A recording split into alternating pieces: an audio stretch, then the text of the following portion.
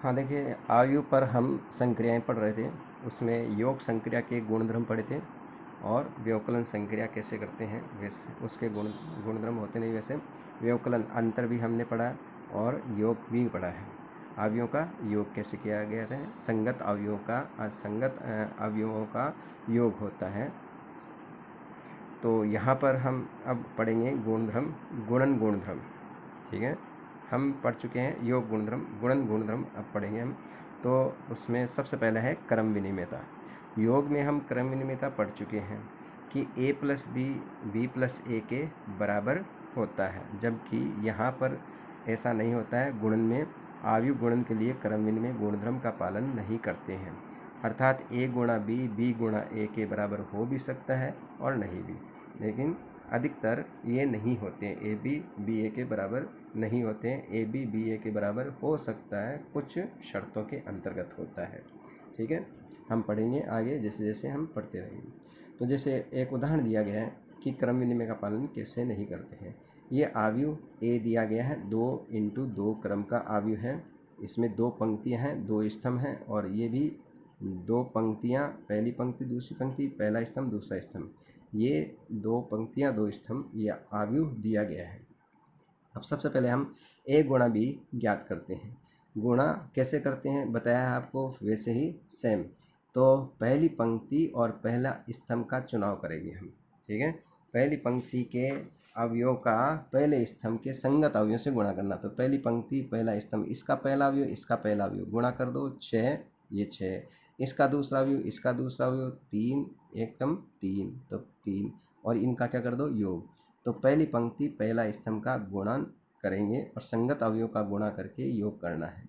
ठीक है, अगर किसी के समझ में नहीं आता तो आप ऐसे लिख सकते हो कि इसकी पहली पंक्ति 2 3, और इसी के नीचे इस दूसरे अवयव का स्तंभ के अवयव लिख दो 3 और 1।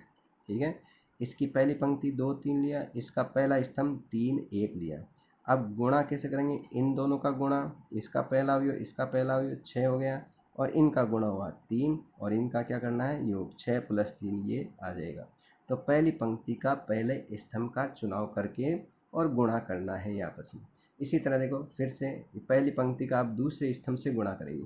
तो पहली पंक्ति के अवयव 2 3, और ये दूसरे स्तंभ का अवयव जो है -4 और 6, ये दूसरा स्तंभ ले लिया हमने। पहली पंक्ति का दूसरे स्तंभ से गुणा, तो ये इन दोनों का गुणा -8।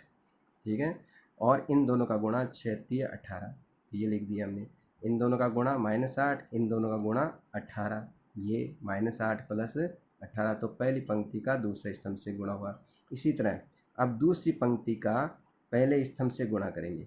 तो 5 और 4, ये दूसरी पंक्ति। अब पहले स्तंभ 3 1 से गुणा करना है, तो ये आएगा 5 ये 15, और ये 4 एकम 4, तो 15 + 4 ये आ जाएगा, 15 + 4 ये आ गया।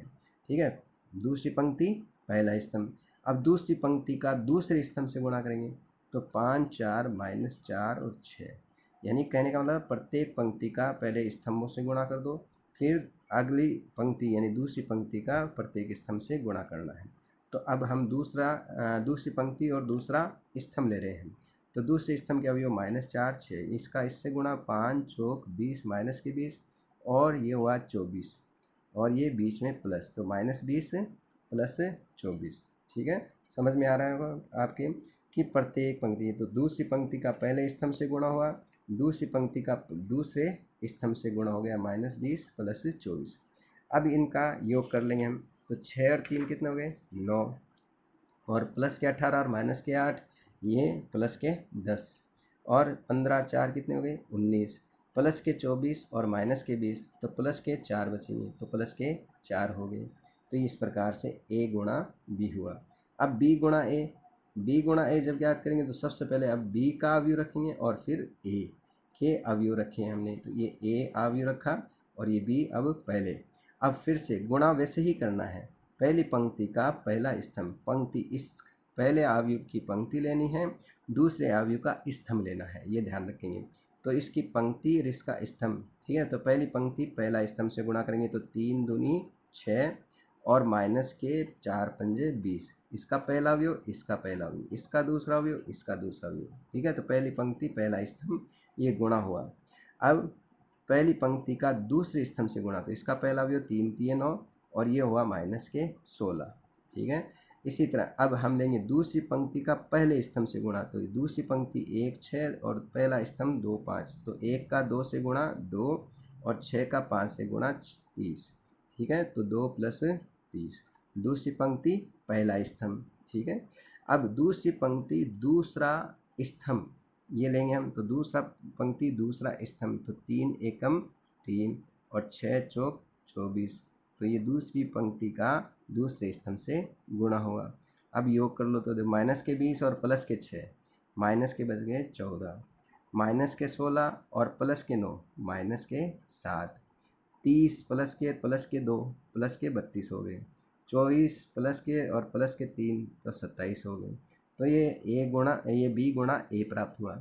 अब देखो ये और ये दोनों समीकरण 1 और 2 दोनों क्या है, इक्वलेंट है क्या? इक्वलेंट नहीं है, ये 9 आ रहा है, ये -14 आ रहा है। ठीक है, तो ये संगत अवयव अगर बराबर होते हैं तो अवयव बराबर होते हैं, तो इनमें कोई भी अवयव बराबर नहीं है, तो अवयव बराबर नहीं है। तो 1 और 2 से स्पष्ट है कि ए बी बराबर नहीं है बी ए के, अर्थात ए गुणा बी गुणा ए के बराबर नहीं होता है। यहाँ हो भी सकते हैं लेकिन यहाँ पर क्या आ रहा है, नहीं है, इसलिए क्रम विनिमय का गुणधर्म पालन नहीं करता है। सेकंड और एग्जाम्पल दिया है इसका क्रम विनिमयता का, जैसे मैं कहता हूँ ए दिया गया है ए आई जे, ये m इंटू पी क्रम का है और B I J P into N क्रम का है।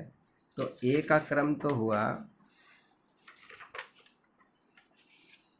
ए का क्रम हुआ m गुणा पी और बी का क्रम हुआ p गुणा n, ये कॉमन है, तो a का b से गुणा संभव है, अर्थात ए बी गुणा है, ये किस क्रम का आएगा, m गुणा n क्रम का होगा।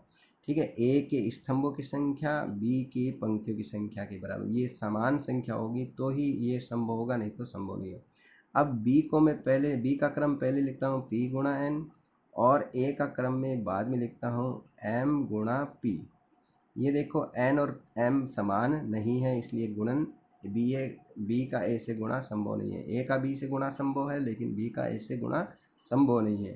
तो a b तो ज्ञात किया जा सकता है लेकिन b a ज्ञात नहीं किया जा सकता। इसका मतलब ये दोनों बराबर होने का प्रश्न ही नहीं उठता है यहाँ पर, क्योंकि b a तो संभव ही नहीं है, a b तो आ रहा है लेकिन b a संभव नहीं है, तो ये दोनों बराबर होना संभव ही नहीं है।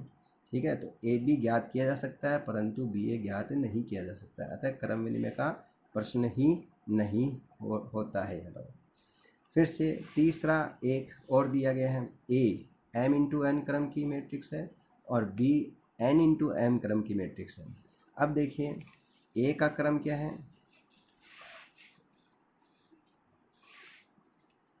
यहाँ पर ए का क्रम क्या है, ए का क्रम है m गुणा n, बी का क्रम क्या है n गुणा m, ये n और ये n कॉमन, तो ए बी का जो क्रम आएगा वो ए बी का क्रम जो आएगा वो m गुणा m आएगा, m गुणा m आएगा।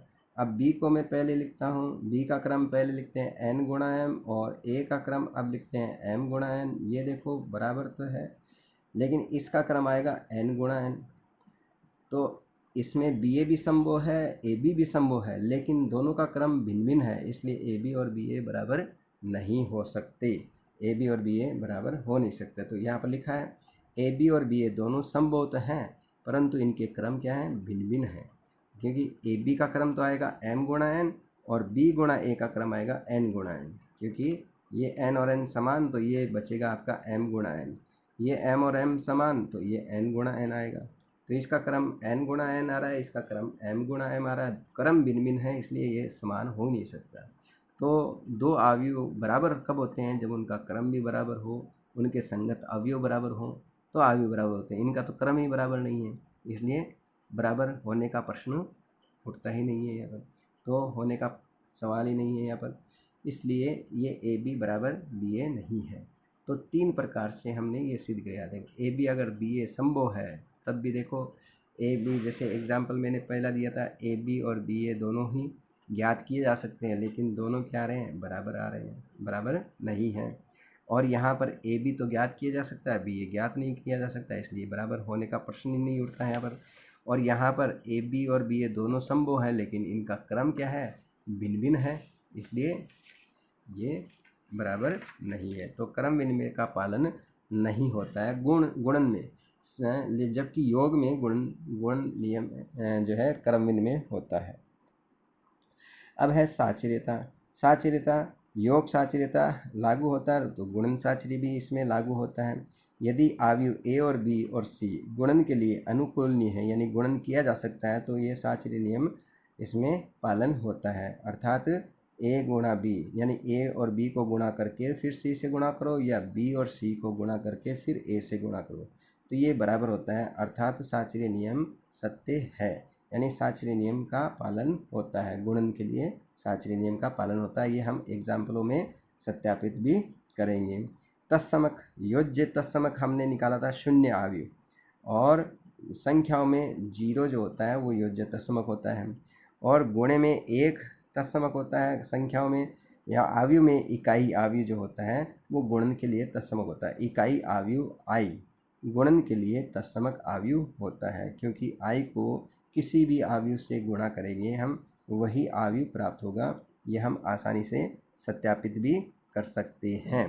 तो किस क्रम का अवयव, इकाई अवयव किस क्रम का होना चाहिए, जिस क्रम का ए होगा उसी क्रम का इकाई अवयव होना चाहिए।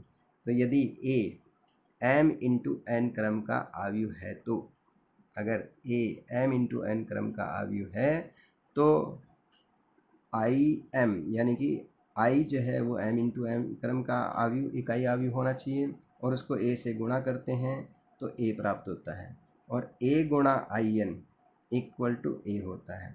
यहाँ पर थोड़ा ध्यान देंगे, आई एम गुणा ए इक्वल टू ए होता है। आई एन अगर आपने यहाँ पर आई एन लिया गुणा ए तो वो संभव नहीं ही होगा, ठीक है, और यहाँ आई एन के स्थान पे आई एम लिया तो वो संभव नहीं होगा, ठीक है। तो यहाँ पर बताते हैं ऐसा क्यों है, कि ऐसा इसलिए है कि ए का क्रम क्या है,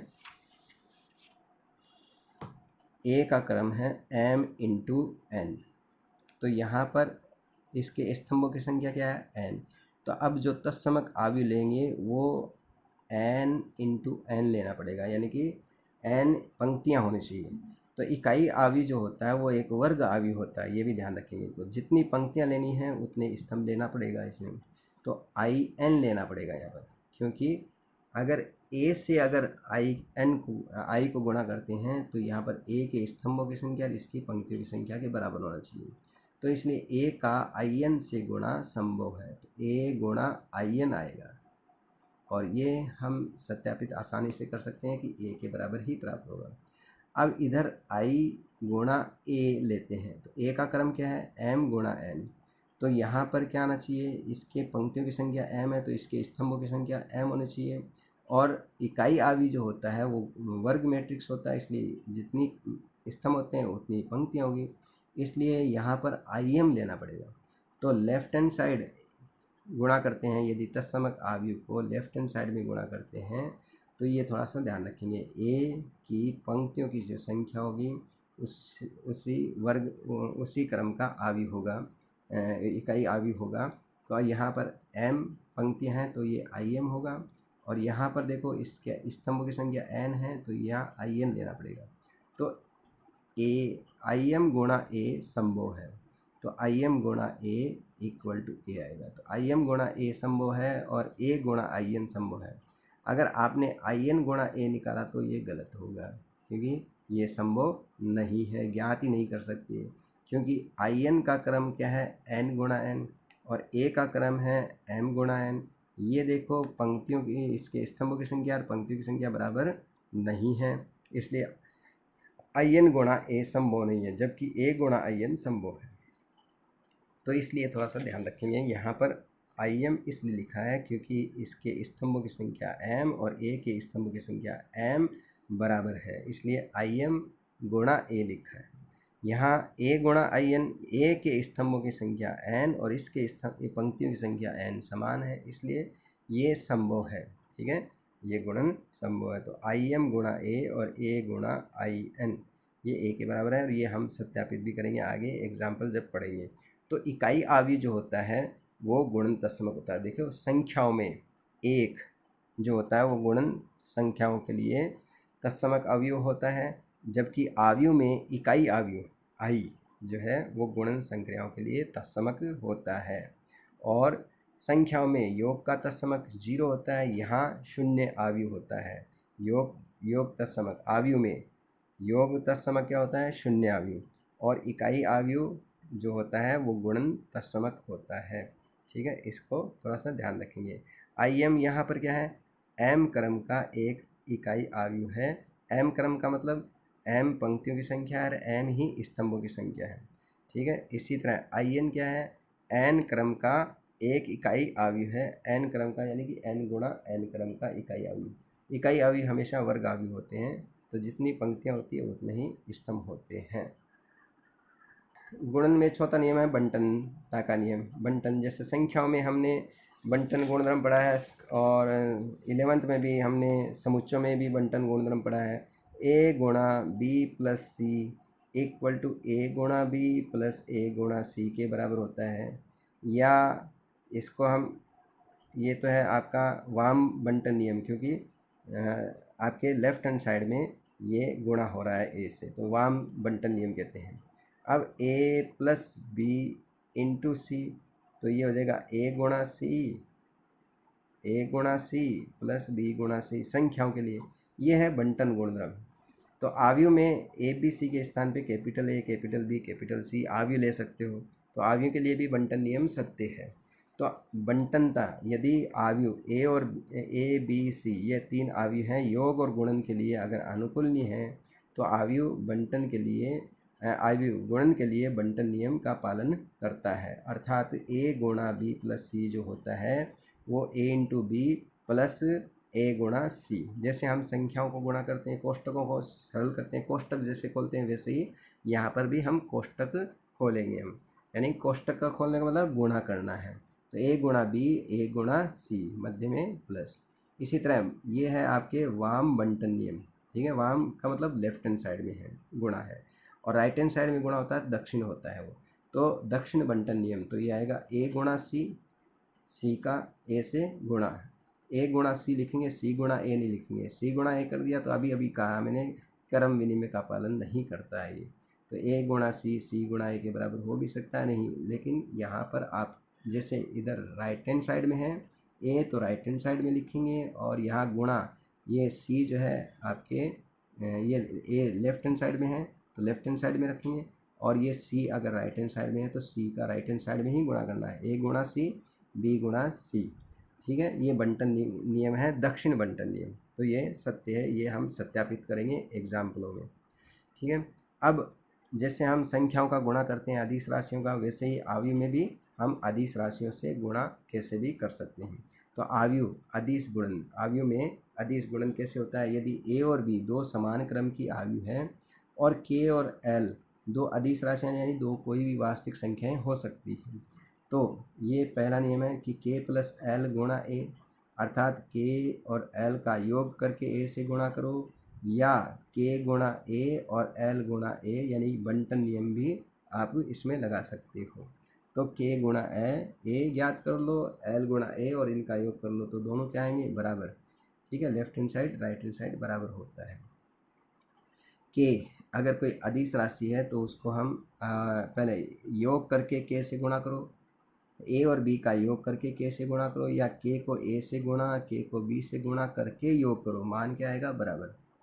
कि A और B का योग करके K से गुणा करो, यानी कोई अदिश राशि जैसे 2 है, 3 है, 5 है, किसी से गुणा कर लो। ठीक है, दो अवयवों का योग करके किसी राशि से गुणा करो, या उस राशि को भिन्न भिन्न A और B अवयव से गुणा करके योग कर लो, मान बराबर प्राप्त होता है। तो ये क्या है? बंटन नियम ही तो है। K गुणा A, K गुणा B, बीच में आ गया प्लस। यहाँ पर अदिश राशियाँ हैं, गुण में हो किसी भी तरीके से हैं, तो हम उसको उलट सकते हैं, बदल सकते हैं। K गुणा है L A कोष्टक में है, इसका मतलब A को L से गुणा करके K से गुणा करो, या A को K से गुणा करके L से गुणा करो, मान बराबर प्राप्त होगा। ठीक है, जैसे मैं कहता हूँ 2 3 है, तो 3 को A से गुणा करो, फिर 2 से गुणा करो तो 6A आएगा। या 2 को a से गुणा करेंगे 2a और 3 को से गुणा करेंगे 2a को तो 6। तो कैसे भी मान यानी कि इन अदिश राशियों का क्रम विनिमय यानी क्रम भी चेंज कर सकते हो आप, k गुणा l गुणा k लिख सकते हो। अब यहाँ पर दोनों राशियों का गुणा, दोनों अदिश राशियों का गुणा करके फिर a से गुणा करो, तब भी मान क्या आएगा वही कि k का मान जैसे 2 है, इसका मान 3 है, तो 3 दूनी 6 a आ जाएगा, तो इसका मान भी 6a, इसका मान भी 6 आएगा। कैसे कर लो। अब चौथा है 1 को a आवी से गुणा करते हैं a आता है, और -1 से गुणा करते हैं तो -a हो जाता है। तो ये कुछ सिंपल से नियम हैं। गुणन का प्रतिलोम, गुणन प्रतिलोम, गुणन प्रतिलोम के लिए मैंने आपको संक्रियाओं में जब हमने चैप्टर नंबर 1 पढ़ा था उसमें बताया था a star b equal to e हो या b स्टार a का मान e हो, तो ये एक दूसरे के प्रतिलोम होते हैं कि a और b के मध्य संक्रिया लगाने पर तत्समक, ये तत्समक आना चाहिए। तो दो अवयवों को गुणा करने पर इक्वल टू तत्समक आता है, तो वो एक दूसरे के प्रतिलोम होते हैं। तो यहाँ पर संख्या नहीं है, यहाँ पर हम पढ़ रहे हैं आव्यूह, आव्यूह ए और बी, और संक्रिया हम ले रहे हैं गुणा। तो ए और बी का जब गुणा तत्समक हो, तत्समक कौन, गुणे का तत्समक कौन होता है, आई, और बी गुणा ए इक्वल टू आई हो जाए। ठीक है, दोनों अवयवों के मध्य अगर संक्रिया लगाने पर इक्वल टू तत्समक आता है तो संक्रिया गुणा है तो गुणन तत्समक आ रहा है, तो ये एक दूसरे के क्या हुए, प्रतिलोम हुए। तो a का गुणन प्रतिलोम b है, b का गुणन प्रतिलोम a है। अब यदि हम संक्रिया योग लेते हैं तो योग में यह क्या आना चाहिए, तत्समक 0 आना चाहिए। तो b का मान क्या है, -a है, या क्योंकि a में -a जोड़ेंगे तभी तो शून्य अवयव आएगा, या -a में a जोड़ेंगे तो ही शून्य अवयव आएगा।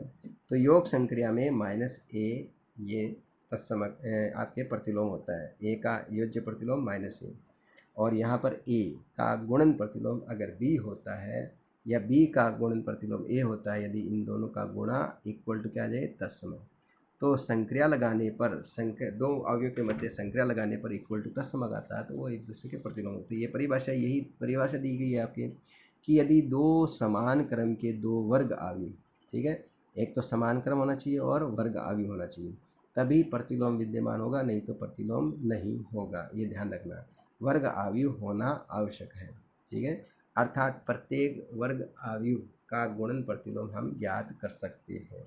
शर्त, उसमें भी एक शर्त है, जब हम पढ़ेंगे आगे, सारणिक a का मान 0 नहीं हो, ठीक है, वर्ग अवयव का ही प्रतिलोम हो सकता है, ये ध्यान रखिए। तो दो वर्ग अवयव a और b का गुणन, इनका दोनों का गुणन जो है इकाई अवयव हो, a और b का गुणन ab, ठीक है, ab लिख सकते हैं आप, a और b का गुणन ab इकाई अवयव i हो, तो b को a का गुणन प्रतिलोमी तथा a को b का गुणन प्रतिलोमी अवयव कहते हैं। अर्थात a b का प्रतिलोम होता है और b a का प्रतिलोम होता है। कब, जब इन दोनों का गुणा किसके बराबर हो, इकाई अवयव यानी कि तत्समक के बराबर। अर्थात a गुणा b गुणा a अगर i के बराबर हो तो हम कहेंगे कि a का प्रतिलोम गुणन प्रतिलोम b है और b का गुणन प्रतिलोम a है। यहाँ पर देखो, ध्यान दें, ए बी बराबर बी ए, तो यहाँ पर एक विशेष स्थिति में ए बी और बी ए बराबर हो जाते हैं। जब एक दूसरे के ये गुणन प्रतिलोम होते हैं तो ए बी बराबर बी ए आएगा, और अगर ये गुणन प्रतिलोम है तो इक्वल टू तत्समक अवयव भी आएगा। जैसे अगर हम कहते हैं ए बी बराबर आई है तो बी का प्रतिलोम ए इनवर्स है, ए बी बराबर बी ए इक्वल टू आई हो तो बी का प्रतिलोम कौन होगा, ए, और प्रतिलोम को हम इनवर्स से व्यक्त करते हैं, ए इनवर्स बोलेंगे। तो बी किसके बराबर है, बी ए का प्रतिलोम है इसलिए ए इनवर्स, और ए जो है वो बी का प्रतिलोम है तो ए को हम लिखेंगे बी इनवर्स, ठीक है। अब इनका गुणा करते हैं हम, एग्जाम्पल देखिए, जैसे ये ए आवी दिया है, कितने क्रम का, 3 इंटू 3, पहली दूसरी तीसरी, 3 पंक्तियाँ 3 स्तंभ है। इसी तरह बी आवी दिया है, 3 पंक्तियाँ 3 स्तंभ है, ठीक है। अब देखो, मैं ए का बी से गुणा करते हैं तो ए बी ज्ञात करेंगे। तो पहले आव्यूह ए ये रखा हमने, 1 2 2, फिर 2 5 4 और 3 7 5, और अवयव बी है 3 minus 4 2, 3 minus 4 2, minus 2 1 0, minus 2 1 0, 1 1 minus 1 1 1 minus 1। अब गुणा करते हैं। गुणा वही तरीका है, पहली पंक्ति का पहले स्तंभ से गुणा। तो पंक्ति में जितने अवयव हैं और स्तंभ में उतने ही अवयव होंगे, तभी गुणा संभव होता है, नहीं तो गुणा संभव नहीं होता है।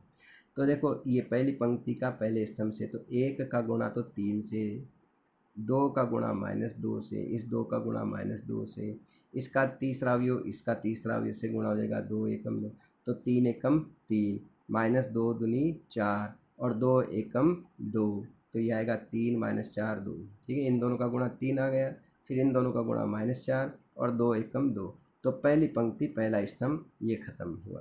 ठीक है, तो अब जैसे ये 3 अवयव हैं तो ये 3 अवयव का योग हुआ। अब पहली पंक्ति दूसरा स्तंभ, 1 का माइनस 4 से गुणा माइनस 4, 2 का 1 से गुणा 2, इसका तीसरा अवयव इसका तीसरा अवयव 2 गुणा हो गया।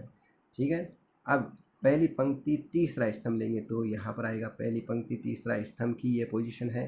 ठीक है, पहली पंक्ति तीसरा स्तंभ में है ये अवयव, तो पहली पंक्ति तीसरा स्तंभ का अवयव, तो 1 का 2 से गुणा 2, 2 का 0 से गुणा 0, 2 का माइनस 1 से गुणा माइनस 2। ठीक है, इसका पहला अवयव इसका पहला अवयव गुणा कर दिया, इसका दूसरा अवयव 2, इसका दूसरा अवयव 0 गुणा कर दिया, इसका तीसरा अवयव 2, इसका तीसरा अवयव माइनस 1 गुणा कर दिया। इसी प्रकार दूसरी पंक्ति का पहले स्तंभ से गुणा 2 3 6, ये 6 आ गया, 5 का माइनस 10 2 से गुणा 10 हो गया, 4 का 1 से गुणा 4 हो गया, तो दूसरी पंक्ति पहला स्तंभ हुआ। इसी तरह दूसरी पंक्ति दूसरा स्तंभ, 2 का माइनस 4 से गुणा 8, 5 का 1 से गुणा 5 और 4 का 1 से गुणा 4, इसका तीसरा अवयव इसका तीसरा अवयव। इसी तरह दूसरी पंक्ति तीसरा स्तंभ, तो 2 का इस 2 से गुणा 4 हो गया, पहला अवयव इसका पहला अवयव होगा, इसका दूसरा अवयव इसका दूसरा अवयव 0, 4 का माइनस 1 से गुणा माइनस 4। ठीक है, तो दूसरी पंक्ति और तीसरा स्तंभ हो गया। तो इसी प्रकार से ये तीसरी पंक्ति और पहला स्तंभ से गुणा करेंगे, 3 3 9 हो गया, 7 दूनी 14 हो गया और 5 एकम 5, तो तीसरी पंक्ति पहला स्तंभ यह हो गया। तीसरी पंक्ति दूसरा स्तंभ, तो यह आएगा 3 का माइनस 4 से गुणा 12, 7 का 1 से गुणा प्लस 7 और 5 का 1 से गुणा 5, तो तीसरी पंक्ति दूसरे स्तंभ के अवयव से गुणा किया।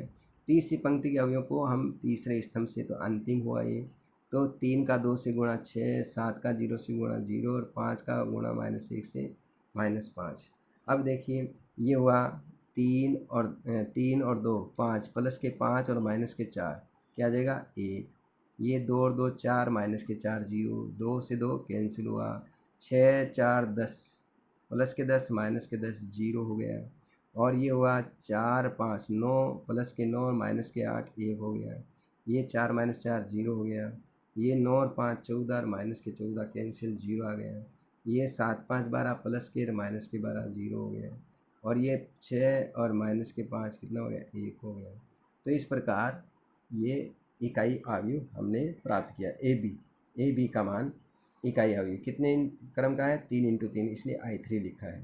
अब बी अवयव पहले लिखा है और ए अवयव को बाद में लिखा है। ठीक है, ये बी अवयव इसको पहले और ए अवयव जो है इसको बाद में लिखा। अब पहली पंक्ति पहला स्तंभ गुणा करेंगे। ठीक है, वही नियम वही है, पहली पंक्ति पहला स्तंभ, पहली पंक्ति दूसरा स्तंभ, पहली पंक्ति तीसरा स्तंभ गुणा करते हो बस।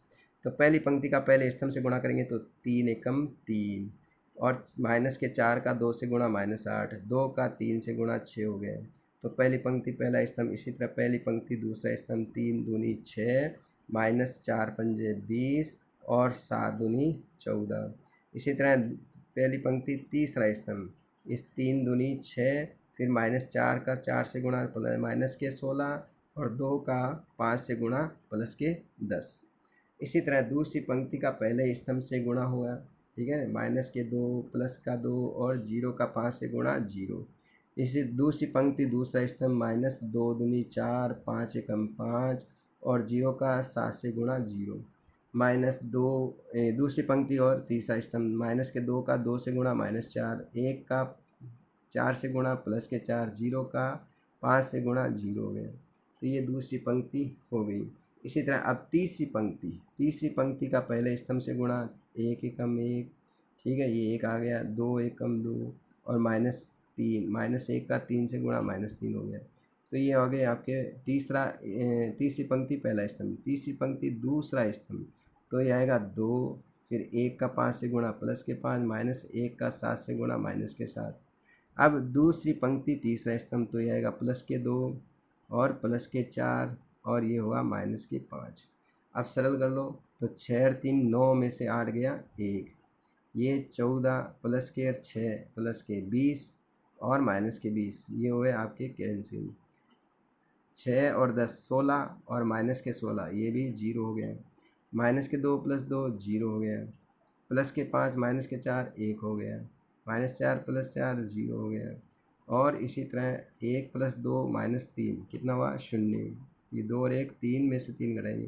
5 और 2 7 -7 0। और ये हो गया 4 2 6 +के और -5 1 आ गया। तो इस प्रकार से ये आपके गुणन हुआ 1 1 यानी I3 के बराबर प्राप्त हुआ। इस प्रकार समीकरण 1 और 2 से AB = BA = I3 आ रहा है, यानी कि तत्समक आ रहा है। इसका मतलब B A का प्रतिलोम है और A B का प्रतिलोम है, तो इसलिए B का मान A इनवर्स है और A बराबर क्या है B इनवर्स है। तो इस प्रकार से ये कर शून्य के भाजक। शून्य के भाजक आव्यूह किससे कहते हैं? देखो, यदि दो अशून्य आव्यूह A और B अशून्य नहीं हो, यानी कोई एक अवयव इसमें अशून्य नहीं होता है तो वो अशून्य आव्यूह होते हैं। तो दो अशून्य आव्यूह A और B का गुणन एक शून्य आव्यूह हो, ठीक है, यानी A और B का गुणा AB = 0 हो जाए, तो हम कहेंगे A तथा B जो है वो शून्य के भाजक आव्यूह है या आव्यूह कहलाते हैं। A और B शून्य नहीं हो लेकिन इन दोनों का गुणा जो है वो शून्य आव्यूह है। अर्थात यदि AB = 0 परंतु A ≠ 0 और B ≠ 0, A 0 के बराबर नहीं है यानी A शून्य आव्यूह नहीं है और B भी शून्य आव्यूह नहीं है, जबकि इन दोनों का गुणा 0 आ रहा है, शून्य आव्यूह आ रहा है, तो ये हम कहते हैं A और B शून्य के भाजक आव्यूह हैं। ठीक है, जैसे एक उदाहरण दिया गया A, ये पहली पंक्ति 1 3 और दूसरी पंक्ति 1 3, B = -1 + 1 पहली पंक्ति, दूसरी पंक्ति 1 -1। अब देखो हम ज्ञात करते हैं BA, B गुणा A, AB 0 नहीं आएगा, जबकि BA का मान देखो 0 आ रहा है। तो B आव्यूह को मैंने पहले लिखा है और A आव्यूह को बाद में लिखा है। तो पहली पंक्ति का पहले स्तंभ से गुणा, -1 का 1 से गुणा -1, 1 का +1 से गुणा +1, ठीक है। इसी तरह -1 का 3 से गुणा -3, 1 का 3 से गुणा +3, ये पहली पंक्ति दूसरा स्तंभ से गुणा। अब दूसरी पंक्ति का पहले स्तंभ से गुणा 1 और -1, 1 -1, दूसरी पंक्ति दूसरा स्तंभ ये आएगा 3 और ये -3, तो ये देखो 0 और ये भी 0 हुआ, ये भी 0 और ये भी 0। तो B का A से गुणा शून्य आव्यूह आ रहा है, यानी BA = 0 परंतु A ≠ 0, B ≠ 0, अतः ये A और B क्या हैं? शून्य भाजक है। ठीक है, आप लिख सकते हो, अतः A और B शून्य भाजक आव्यूह हैं।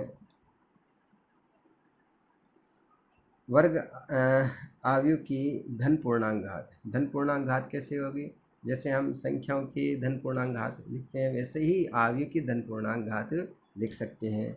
यानी कि एक वर्ग आव्यूह A को स्वयं से यानी A से गुणा करने पर हमें क्या प्राप्त होगा? A गुणा A² प्राप्त होगा। A² को A से गुणा करेंगे तो A³ प्राप्त होगा। A⁻n-1 से A⁻1 से गुणा करेंगे A⁻n आएगा। ठीक है, तो इस प्रकार से वैसे सिंपल सा ही है, घातें सिंपल ही है।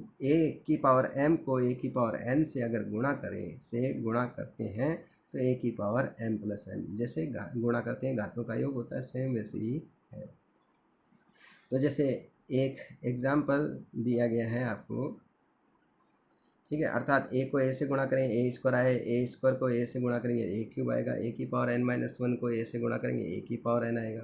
तो इस प्रकार से जैसे एक एग्जाम्पल दिया A = 2 4 -3 7 ये आव्यूह दिया है, तो A² A गुणा A ज्ञात किया, तो ये आव्यूह A और ये आव्यूह A, इन दोनों का गुणा करना। तो पहली पंक्ति पहला स्तंभ, नियम वही लगेगा, गुणन के लिए वही नियम है। पहली पंक्ति का पहले स्तंभ से गुणा, 2 दूनी 4 और -4 × 12। अब पहली पंक्ति दूसरा स्तंभ, 2 × 6 और 7 × 21 -के। इसी तरह दूसरी पंक्ति पहला स्तंभ, 4 दूनी 8 और 7 चौक 28। दूसरी पंक्ति दूसरा स्तंभ 4 तिये 12 और 7 उससे 49। ठीक है, ये 4 माइनस 12 माइनस के 8, माइनस 6 माइनस 21 माइनस के 27, 28 8 36 और 49 माइनस के 12 कितने हो गए 37। तो इस प्रकार ए स्क्वायर हुआ। इसी प्रकार हम ए क्यूब निकाल सकते हैं। तो ए स्क्वायर गुणा ए, तो ये देखो ए स्क्वायर का मान ये यहाँ से रख दिया, ए स्क्वायर का मान है ये स्क्वायर का मान यहाँ रख दिया और ये ए मैट्रिक्स है। तो गुणा वही पहली पंक्ति पहला स्तंभ 8 दूनी 16 और 27 का 4 से गुणा 108। ठीक है, पहली पंक्ति पहला स्तंभ, पहली पंक्ति दूसरा स्तंभ, ये हो गया 8 तिये 24 माइनस गुणा माइनस क्या हो जाएगा प्लस, और 27 को 7 से गुणा करेंगे 119 बार। ठीक है, इसी तरह दूसरी पंक्ति पहला स्तंभ 36 दूनी 72 और 37 को किससे गुणा करेंगे 4 से, तो ये आ जाएगा आपकी। तो दूसरी पंक्ति पहला स्तंभ तो 36 दूनी 72 और 37 का 4 से गुणा 148। दूसरी पंक्ति दूसरा स्तंभ ये आ जाएगा आपके 36 को -3 से गुणा करेंगे 108 और 37 को 7 से गुणा करेंगे, ये आ जाएगा आपके 259। अब इनका योग कर लेंगे आप, तो ये आपका ए क्यूब हो गया। इसी तरह ए की घात 4 ज्ञात करेंगे तो ए क्यूब गुणा ए से गुणा हल कर सकते हो, या ए स्क्वायर गुणा ए स्क्वायर से भी आप ए की घात 4 हल कर सकते हैं। देखिए बुक्स के एग्जाम्पल बहुत ही इजी हैं, एग्जाम्पल प्रश्न बहुत आसान है, आप के बहुत ही इजी प्रश्न है। देखो ए 2 पंक्तियां हैं और 3 स्तंभ है, तो 2 इंटू 3 क्रम की ये आवी दी गई है और ये भी 2 इंटू 3 क्रम की आवी दी गई है। ए आवी दिया गया, बी आवी दिया गया, 2a माइनस 3b ज्ञात करना है। तो बहुत ही सिंपल है, 2a माइनस 3b, तो 2 गुणा 1 आव्यूह का मान रखा -3 गुणा b आव्यूह का मान रखा। इसको 2 से गुणा करना, आव्यूह को 2 से गुणा करने का मतलब है प्रत्येक आव्यूह को 2 से गुणा कर दो, तो सभी आव्यूह को 2 से गुणा करो। तो 2 दूनी 4, 4 दूनी 8, 2 को -1 से गुणा किया -2, 2 को 3 से गुणा किया और 2 दूनी 4 हुआ, 2 को 5 से गुणा किया 10। अब ये -3 से गुणा, अगर मैं +3 से गुणा करेंगे तो माइनस बाहर लिखेंगे, माइनस को अंदर भेज देता हूँ तो यह बाहर क्या जाएगा प्लस। तो -3 से गुणा करेंगे तो बाहर लिखेंगे प्लस, तो -3 से गुणा किया माइनस के 6, ये माइनस का 3 और इसको 0 से गुणा करेंगे 0 और माइनस गुणा माइनस क्या हो जाएगा +3 और ये माइनस के 9 हो गया और ये माइनस के 12 हो गया। तो ये अगर माइनस चिन्ह अंदर लेते हैं तो ये प्लस का लिखना है आपको। ठीक है, तो -3 से अंदर गुणा कर दिया हमने, प्रत्येक अवयव को गुणा करना है। ठीक है, बाहर जो संख्या है वो अगर अंदर जाती है तो सभी से गुणा होगी। ठीक है, तो अब ये हुआ आपके गुणा 4 आ गया, 8 -2, ये 2 से गुणा हुआ, ये -3 से गुणा, ये प्लस। अब दोनों अवयव का क्या कर लेंगे योग, तो 4 में -6 जोड़ेंगे हम, 8 में -3 जोड़ेंगे, -2 और 0 जोड़ेंगे हम, 6 + 3 हो गया, 4 -9 हो गया और ये 10 -12, तो ये हुआ -2 और 8 -3 5 हो गया, -2 और ये 6 3 9 हो गया, 4 + के -9 -5 10 -12 -2। तो ये आपका आव्यूह हमने प्राप्त किया कि 2a - 3b का मान प्राप्त किया। एग्जाम्पल देखो छठा देखिए आप, बहुत आसान है ये भी। बी आव्यूह दिया गया है, सी आव्यूह दिया गया है, ये 2 इंटू 3 क्रम का, ये भी 2 इंटू 3 क्रम का। तो आव्यूह ए ज्ञात करना है, वो भी क्या होना चाहिए 2 इंटू 3 क्रम का होना चाहिए। तो आव्यूह ए ज्ञात करते हैं, जबकि जहाँ दिया गया है आपको 2a - 3b + 5c = 0, ये दिया गया है। तो सबसे पहले जो समीकरण दिया गया, चूँकि 2a - 3b + 5c = 0, हमें किसका मान निकालना है, a को। तो a के पक्ष को इधर रखें, बाकी को उधर पक्षांतर कर दें। तो -3b को उधर पक्षांतर किया +3b और +5c को उधर पक्षांतर किया -5c और ये 0। शून्य आव्यूह किसी में जोड़ते हैं तो वही आव्यूह रहता है, क्योंकि a + 0 = a है, तो इसमें अगर हम शून्य आव्यूह जोड़ेंगे तो यही आएगा। तो 3b - 5c लिख दो। अब 3 गुणा ये b आव्यूह ये रखा -2 2 0 -2 2 0 3 1 4 3 1 4 और ये c आव्यूह -5 इंटू c आव्यूह का मान रखा, ये c आव्यूह ये रहा, ये मान रख दिया। अब इसको तो 3 से गुणा करना, मतलब प्रत्येक अवयव को 3 से, 3 को -2 से गुणा किया 6 और 3 को 2 से गुणा किया 6, 0 को 3 से गुणा किया 0, 3 3 9, ये 9 आ जाएगा, 3 एकम 3 हो गया और 4 3 12। ये -5 अंदर गुणा करते हैं तो बाहर आ जाएगा प्लस, तो -5 से गुणा किया -10, 0, ये -5 से गुणा करेंगे तो +10 और ये -35 और -5 और 5 एकम 5 और -5 को 6 से गुणा करेंगे -30।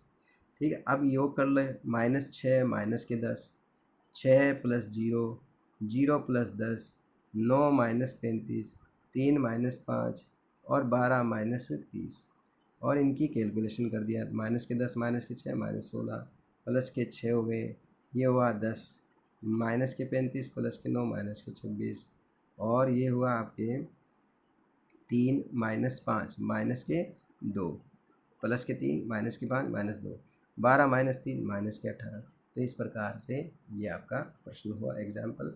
कल हम और पढ़ेंगे एग्जाम्पल, बाकी एग्जाम्पल